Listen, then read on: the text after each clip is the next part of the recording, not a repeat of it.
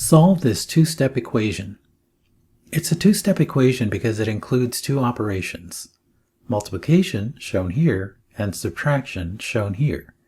Let's take this equation and plug it into this template. So we get 3x minus 7 equals negative 16. We need to get rid of this term from this side of the equation, so we need to add 7 to both sides. So we get 3x minus 7 plus 7 equals negative 16 plus 7. As you can see, we're adding 7 to both sides of the equation. Simplifying, we get 3x is equal to negative 16 plus 7 is equal to negative 9.